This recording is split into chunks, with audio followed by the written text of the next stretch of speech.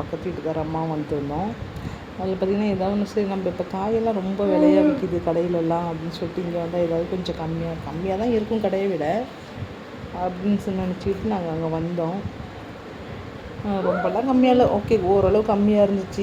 சரி இன்னும் ஒரு 500 ரூபாய்க்கு 1000 ரூபாய்க்கு வாங்கிட்டு காய் கொஞ்சம் நட்ஸு எல்லாம் சத்து மாவு சேர்த்துக்கெல்லாம் வாங்கிட்டு, ஏன்னா நம்ம போத்தீஸு அந்த டிமார்ட் அந்த மாதிரி ஷாப்பிங் போனால் தான் நமக்கு வந்து அந்த நட்ஸ் எல்லாம் நிறையா கிடைக்கும். அந்த சிறுதானியம் அந்த மாதிரி மில்லட்ஸ் எல்லாம் நிறையா அங்கே கிடைக்கும். மற்றபடி நம்ம லோக்கலில் கடையிலலாம் கிடைக்க மாட்டேங்குது.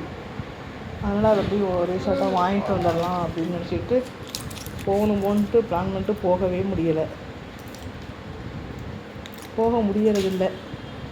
அப்புறம் வேறு வழி இல்லாமல் இங்கே போயே ஆகணும் அப்படின்னு சொல்லிட்டு எங்கள் பக்கத்து வீட்டுக்கார அம்மாவை கூட்டிகிட்டு தான் போனேன். சரி அவங்களும் சும்மா வாக்கிங் மாதிரி வருவாங்க, சாயந்தரம் ஒரு 4 மணி போல் போயிட்டு வந்தோம்.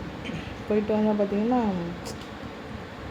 எப்போ போனாலும் கொஞ்சம் கூட்டமாக தான் இருக்குது பாருங்கள். இங்கே ரோட்லேயும் கூட்டம் இருக்கும், கடையிலையும் கூட்டமாக இருக்கும். ஏதோ ஒன்று நம்ம என்ன பண்ணுறது, அப்போ நம்ம கூட்டமாக இருந்தாலும் வாங்கி தானே போனோம். அங்கே போனால் ஒரு 10-20 கொஞ்சம் நமக்கு மிச்சம் பண்ணுற மாதிரி சேவிங்ஸ் பண்ணுற மாதிரி இருக்கும் தெரியும் அப்படின்ட்டு தான் போனோம். போயிட்டு காயெல்லாம் வாங்கிட்டு பரவாயில்ல, கொஞ்சம் காய் நல்லா கொஞ்சம் இதாக நமக்கு தேவையான அளவு எடுத்துக்கலாம். இங்கே என்ன இப்போ மேக்ஸிமம் பார்த்திங்கன்னா இங்கே கடையிலலாம் 1/4 கிலோ தான் வாங்கணும். அங்கே 1/4 கிலோ ஒரு 100 கிராம் கூட நம்ம தேவைப்பட்டால் வாங்கிக்கலாம், அது எதுவும் சொல்ல மாட்டாங்க. அந்த மாதிரி இருக்கிறதுல நம்ம அந்த மாதிரி போத்தீஸ்லாம் போகிறது, இந்த மாதிரி தேவையானதை வாங்கிக்கலாம். ஒரு 100 கிராம்லேருந்து கூட நம்ம வாங்கிக்கலாம். நம்ம எடுக்கிற அளவுக்கு தானே அவங்க பில் போடுறாங்க. அதனால பாருங்கள், ஸ்டெப்ஸில் கூட என்னால் நடக்கவே முடியல, காலெல்லாம் பயங்கர வலியாக இருக்குது. நடக்கிறதுனால எனக்கு அப்படி ஒரு வலி வந்துடுது கால்.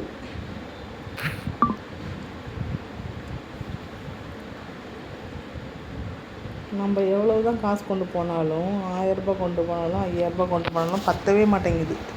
இந்த மாதிரி ஷாப்பிங் போகிற இடமெல்லாம் நமக்கு திருப்தியாக வாங்கவே முடிய மாட்டேங்குது. எவ்வளோ காசு கொண்டு போனாலும் நம்மக்கிட்ட இருக்கிறது தானே எடுத்துகிட்டு போக முடியும்.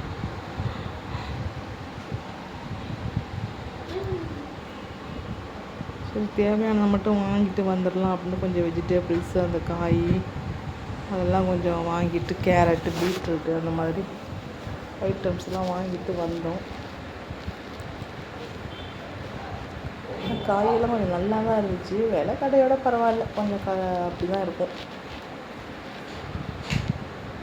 ஏன்னா இங்கே போனால் நமக்கு ஒரு 50 ரூபா மிச்சம் பண்ணலாம், ஒரு 4 நாளைக்கு காய் வரும். நமக்கு ஸ்கூலுக்கு ரெடி பண்ணுறதுக்கெல்லாம் நம்ம பார்த்திங்கன்னா காலையிலே 6 மணிக்கே எழுந்திரிச்சு 6:10க்கெல்லாம் போய் கடையில் நின்று அங்கே பார்த்திங்கன்னா கூட்டமாக இருக்கும். அங்கே 10 நிமிஷம் ஆகிடும், 15 நிமிஷம் ஆகிடும். கடையில் போய் மளிகை கடையில் போய் நின்று வாங்கிட்டு வந்து அதில் டைம் வேஸ்ட் ஆகிடுது. அதனால வந்து தேவையானது மட்டும் பால் மட்டும் டெய்லி வாங்கிக்கிற மாதிரி, மற்ற காயெல்லாம் கொஞ்சம் இந்த மாதிரி வாரம் ஆனால் கொஞ்சம் வாங்கி வச்சுக்கிறது. இல்லை அங்கே வாங்க போக முடியலன்னா பக்கத்தில் இருக்கிற மளிகை கடையில் முதல் நாளே வாங்கி வச்சுருவோம்.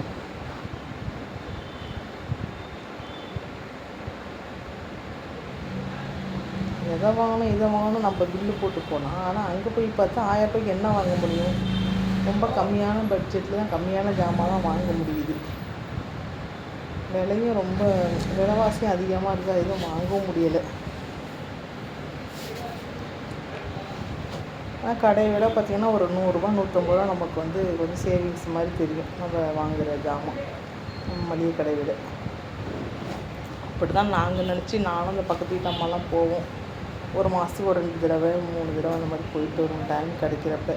இப்போ கொஞ்ச நாளாகவே என்னால் நடக்க முடியல, எனக்கு காலில் பிரச்சனை வந்ததில். அப்புறம் 2 பேர் நான் வாங்கிட்டு வெளியில் வந்து வெயிட் பண்ணிட்டுருந்தோம். அப்புறம் அந்த அம்மாவும் நானும் அவங்களுக்கு ஒரு டீ வாங்கி, டீ பாருங்கள் 12 ரூபா வித்தட்டி 18 ரூபாய் ஆகிடுச்சு. எதனால கேட்டது, 2 சுகர் டீ எல்லாம் கலந்து கொடுக்குறாங்க. ஒரு சின்ன கப்பில் ஒரு 50 ml தான் இருக்கும், அதுக்கு சுகர் பேக்கெட் கொடுக்குறாங்க 2 பேக்கெட்டு, அதுக்கு 18 ரூபாய் ஆகிட்டாங்க பாருங்கள். அப்புறம் டீ குடிச்சிட்டு நாங்கள் வந்துட்டோம் வீட்டுக்கு. Okay bye.